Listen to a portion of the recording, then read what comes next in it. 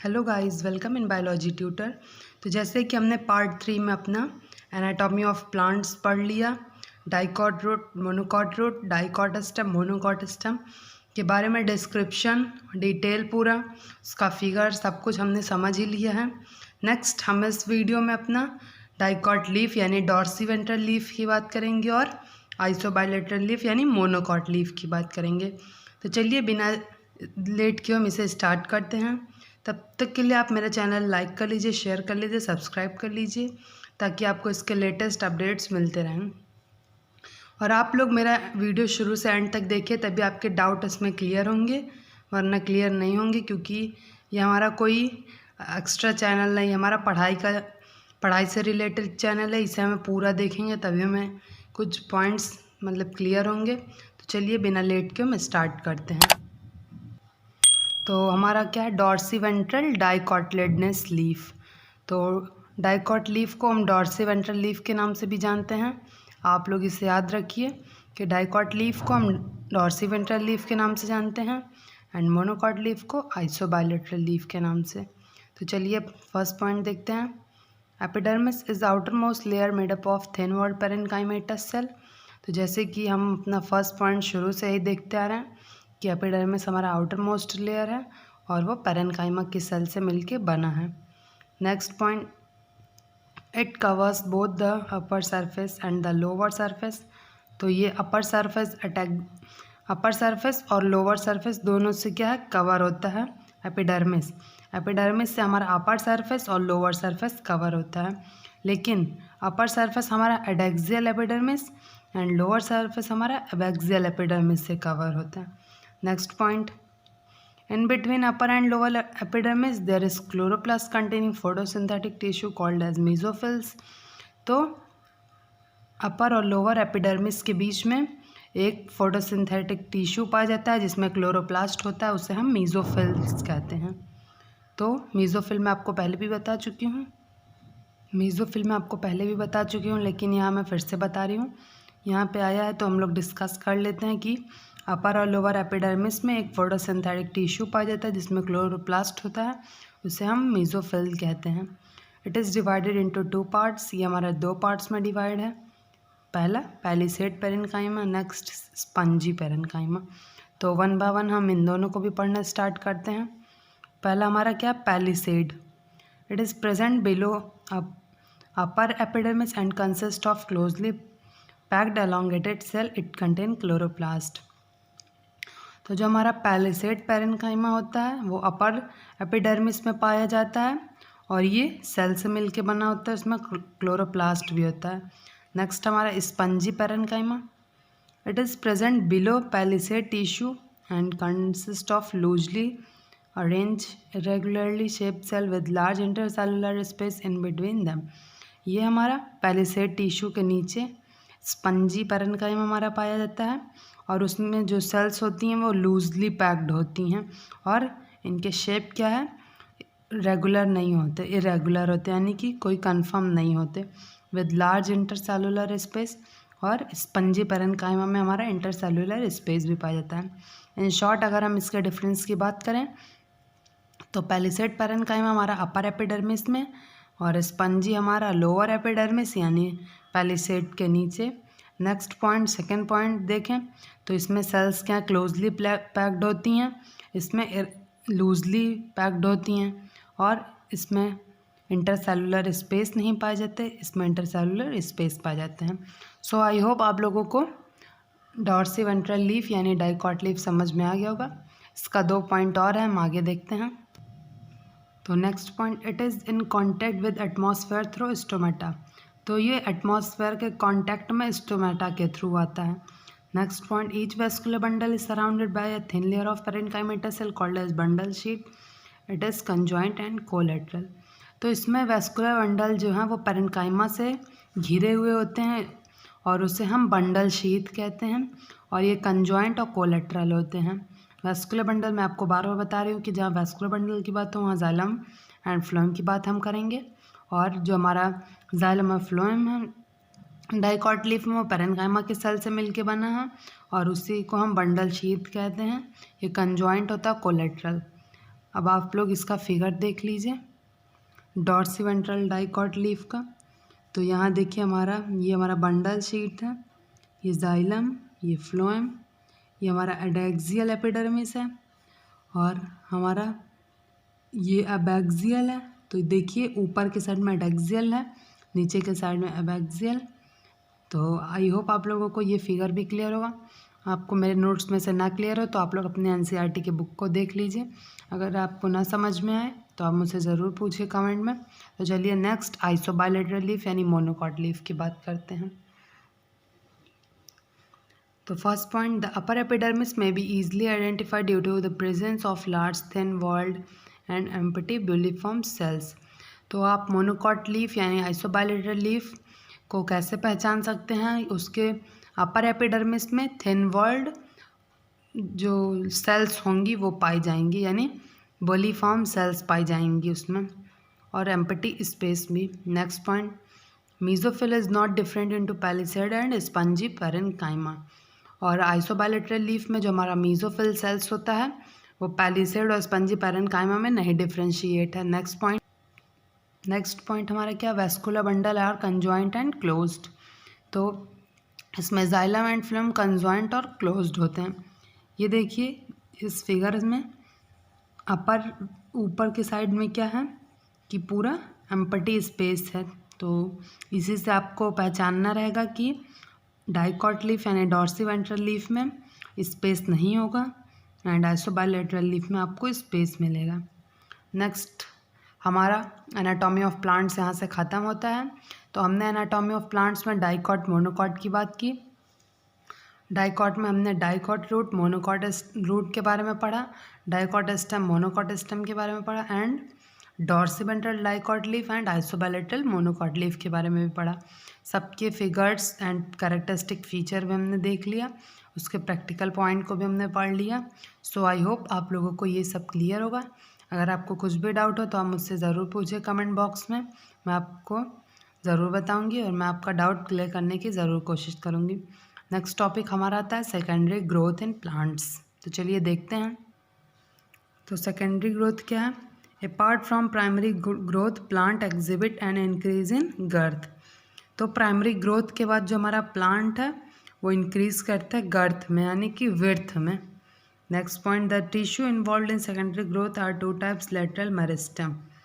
तो जो टिश्यू हमारा है वो सेकेंडरी ग्रोथ में इन्वॉल्व होने के बाद दो तरीके का हो जाता है। पहला vascular cambium, next is cork cambium. तो देखते हैं पहला vascular cambium. The meristematic layer that is responsible for cutting of vascular tissue is called vascular cambium. तो जो हमारा वेस्कुलर कैम्बियम है वो क्या है कि इसमें जो मेरिस्टेमेटिक लेयर होती हैं वो वेस्कुलर टिश्यू को कट करने के लिए रिस्पॉन्सिबल है, इसीलिए इसको वेस्कुलर कैम्बियम कहा गया है। नेक्स्ट पॉइंट देखते हैं। तो वेस्कुलर कैम्बियम आपको समझ में आ गया होगा क्या कह रहा है कि इन शॉर्ट हम फिर से जान लेते हैं कि इसमें जो मेरिस्टेमेटिक लेयर होती है वो वेस्कुलर टिश्यू यानी जाइलम और फ्लोएम को कट करने के लिए रिस्पॉन्सिबल है, इसीलिए इसको वेस्कुलर कैम्बियम कहा जाता है। Next point, in the young stem it is present in patches as a single layer between the xylem and phloem, later it form a complete ring.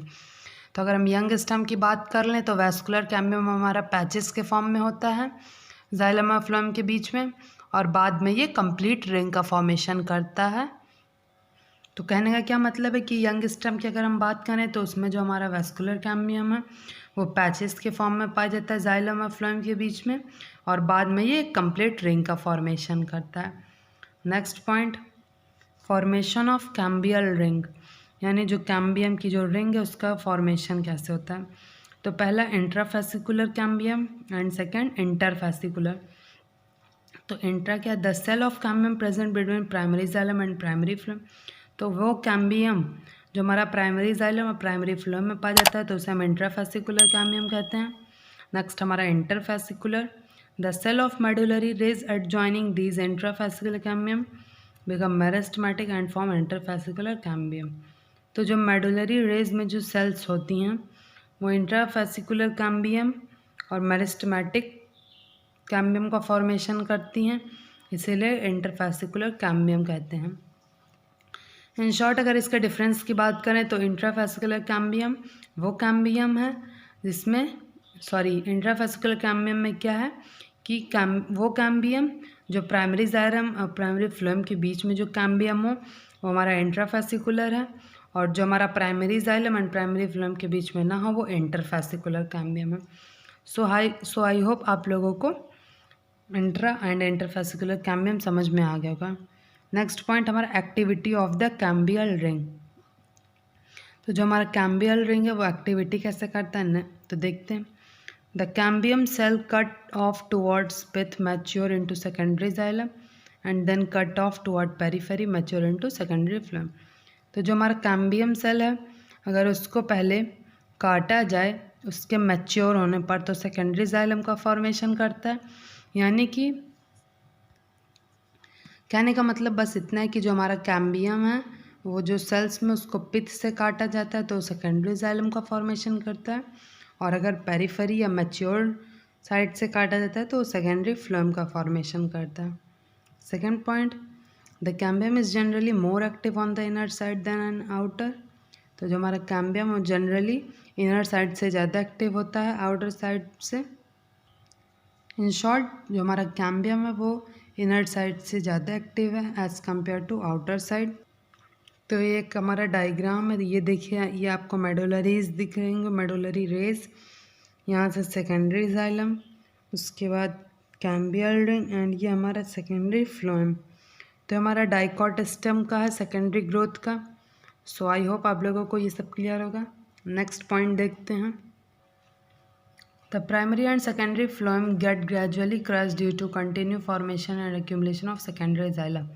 तो जो हमारा प्राइमरी और सेकेंडरी फ्लोएम जो होता है वो क्रश हो जाता है जब फॉर्मेशन किसका हो, सेकेंडरी जाइलम का जब फॉर्मेशन या फिर एक्यूमुलेशन, यानी इकट्ठा अगर सेकेंडरी जाइलम हमारा इकट्ठा हो रहा है तो प्राइमरी और सेकेंडरी फ्लोएम क्या हमारा क्रश कर जाएगा। Second point, the cambium forms a narrow band of the parenchyma which passes through the secondary xylem and secondary phloem in the radial direction. तो जो हमारा कैम्बियम है वो नैरो बैंड फॉर्म करता है पैरेन्काइमा के थ्रू, और सेकेंडरी जाइलम और सेकेंडरी फ्लोएम से वो रेडियल डायरेक्शन के थ्रू जाता है। इसी को हम सेकेंडरी और मेडुलरी रेज कहते हैं। क्या कहते हैं, जब कैम्बियम हमारा नैरो बैंड फॉर्म करता है पैरेन्काइमा के थ्रू, सेकेंडरी जाइलम और सेकेंडरी फ्लोएम के से वो रेडियल डायरेक्शन में पास करता है तो उसे हम सेकेंडरी या फिर मेडुलरी रेज कहते हैं। नेक्स्ट अब हम डिफरेंस देखेंगे spring wood and autumn wood के बीच में। चलिए स्टार्ट करते हैं spring wood and autumn wood. अब स्प्रिंग वुड पहला देखते हैं। In spring season cambium is very active and produce a large number of xylary elements having vessel with wider cavity. तो स्प्रिंग सीजन में जो हमारा कैम्बियम है वो ज़्यादा एक्टिव हो जाता है और ये बहुत सारे जाइलरी एलिमेंट्स को प्रोड्यूस करता है और उसमें कैविटी यानी कि खोखले कर देता है वो उस वुड को। Second point, the wood form during this season is called spring would. तो स्प्रिंग सीजन में जो हमारा वुड बनता है उसे हम स्प्रिंग वुड कहते हैं। और सेकेंड हमारा, in winter the cambium is less active and forms fewer xylary elements that have narrow vessel. तो विंटर सीजन में जो कैम्बियम हमारा वो बहुत कम एक्टिव होता है और वो कुछ ही नंबर में कुछ अमाउंट में जाइलरी एलिमेंट्स को प्रोड्यूस करता है। This would is called autumn और लेट वुड। तो ऑटम वुड को हम ऑटम वुड और लेट वुड भी कहते हैं।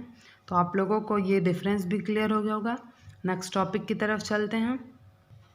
नेक्स्ट टॉपिक क्या है, डिफरेंस हार्टवुड और सैपवुड के बीच में डिफरेंस आपको दिखाते हैं।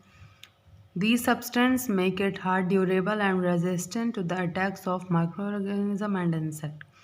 तो हार्टवुड कैसा वुड है कि ये किसी भी सामान को क्या है हार्ड बनाता है, ड्यूरेबल मतलब कि कठोर बनाता है, ज़्यादा टाइम तक चल सके, और माइक्रो ऑर्गेनिज्म और इंसेक्ट से उसको रेजिस्ट करता है, बचाता है। कौन, हार्टवुड। सैपवुड देखते हैं। The peripheral region of the secondary xylem is lighted in colour and is known as sag. Sapwood तो जो हमारा सेकेंडरी जाइलम में जो पेरिफेरल रीजन होता है वो लाइट कलर का होता है, उसे हम सैपवुड कहते हैं। Second point, this region comprise dead element with highly liquefied wall and is called heartwood. तो ऐसे रीजन में जो जिसमें हमारा डेड एलिमेंट्स ज़्यादा लिग्निफाइड हो रहा है उसे हम हार्टवुड कहते हैं। और सैपवुड का सेकेंड पॉइंट देखते हैं, it is involve in the conduction of water mineral from root to leaf. तो सैपवुड हमारा जनरली प्लांट्स में होता है, तो ये क्या करता है, जनरली वाटर मिनरल को कंडक्ट करता है रूट से लीफ तक। नेक्स्ट अब हम कॉर्क कैम्बियम देखते हैं। तो चलिए कॉर्क कैम्बियम देखते हैं। Stem continue to increase in girth due to activity of vascular cambium. The outer cortical and epidermis layer get broken and need be replaced to provide new protective cell layer. Sooner or later another meristematic tissue called cork cambium और phellogen. तो ये आप लोग याद रख लीजिए कि cork cambium को ही क्या फेलोजेन भी कहा जाता है। तो कॉर्क कैम्बियम है क्या हमारा, मेनली जब हमारा स्टेम क्या है वो कंटिन्यू गर्थ में यानी उसके वर्थ में इंक्रीज होता रहता है। तो जो हमारा वैस्कुलर कैम्बियम है वो हमारा ब्रोक हो जाता है वैस्कुलर कैम्बियम, और एपिडर्मिस हमारा क्या है टूट जाता है और उसको एक सेल रिप्लेस कर देती है। उस सेल में वो हमारा मेरिस्टेमेटिक टिश्यू है और उसी से हमारा कॉर्क कैम्बियम और फेलोजेन का फॉर्मेशन होता है। इन शॉर्ट हम कह सकते हैं कि स्टेम हमारा कंटिन्यू गर्थ में इंक्रीज करता है, जिससे हमारा आउटर कॉर्टिकल और एपिडर्मिस क्या है ब्रोक हो जाता है और उसको मेरिस्टेमेटिक टिश्यू क्या रिप्लेस कर देती है। तो उसी को कॉर्क कैम्बियम या फिर फेलोजेन कहते हैं।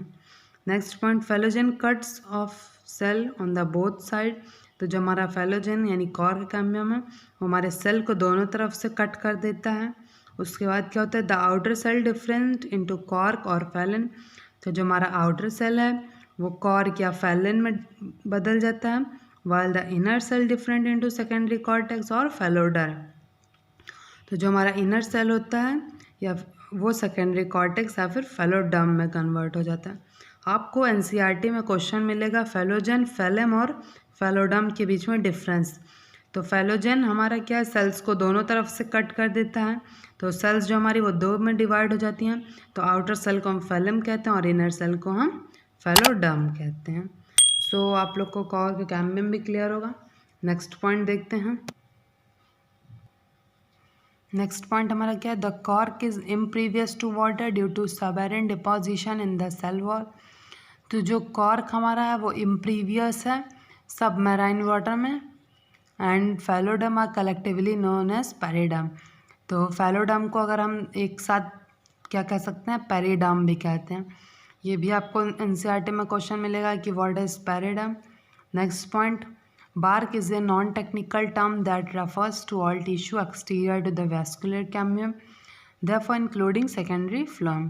तो जो बार्क हमारा, जो आप देखते होंगे बार्क हम किसे कहते हैं, जब हमारे क्या है पेड़ पौधे जब सूख जाते हैं तो उसमें जो पेड़ स्टेम से जो हमारे छिलके निकलते हैं पेड़ के तने से, तो उसे ही हम बार्क कहते हैं।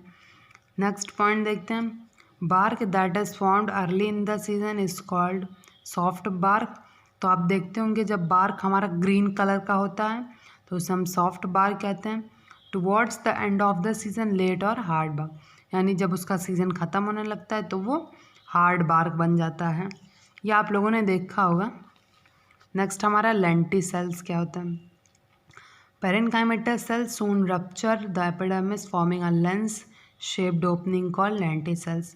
तो जो हमारा पेरेन्काइमा सेल होता है वो एपिडर्मिस को रप्चर कर देता है और एक लेंस का फॉर्मेशन करता है, उसी को ओपनिंग को हम लेंटिसेल्स कहते हैं। Next, lenticels permit the exchange of gases between the outer atmosphere and the internal tissue of stem.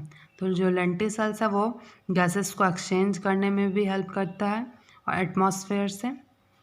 Next अब हम देखते हैं सेकेंडरी ग्रोथ। ये हमारा इस चैप्टर का लास्ट टॉपिक है। इसके बाद हम नेक्स्ट वीडियो में अपना एनसीईआरटी का क्वेश्चंस डिस्कस करेंगे, उसी के साथ हमारा ये चैप्टर भी ख़त्म होगा। तो चलिए स्टार्ट करते हैं।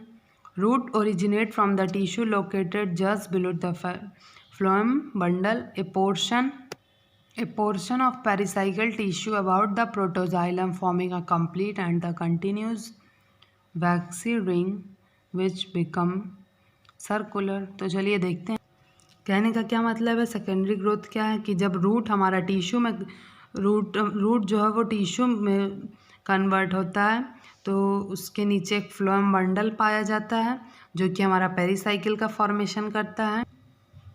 उसी से हमारा प्रोटोजाइलम एक कंप्लीट वेवी रिंग फॉर्म करता है और बाद में सर्कुलर हो जाता है। तो यही हमारा था सेकेंडरी ग्रोथ। तो अब इसी के साथ हमारा चैप्टर अब यहीं पे ख़त्म होता है। तो अब हम मिलते हैं अपने नेक्स्ट वीडियो में, जो कि हमारा एनसीईआरटी का क्वेश्चंस का डिस्कशन होगा चैप्टर 6 का। तो तब तक के लिए आप मेरा चैनल लाइक कर लीजिए, शेयर कर लीजिए, सब्सक्राइब कर लीजिए, ताकि आपको इसके लेटेस्ट अपडेट्स मिलते रहें। आपको इसका नोट्स मेरे डिस्क्रिप्शन बॉक्स में मैंने इंस्टाग्राम का लिंक दिया है, आप लोग वहाँ से जाके मुझे फॉलो कर लीजिए। आपको सारे चैप्टर्स का नोट्स मैं 1 बाय 1 करके देती रहूँगी। तो तब तक के लिए थैंक यू।